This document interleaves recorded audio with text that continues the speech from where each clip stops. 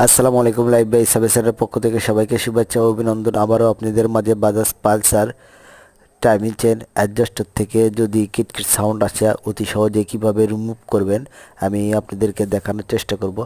সবাই সঙ্গে থাকবেন।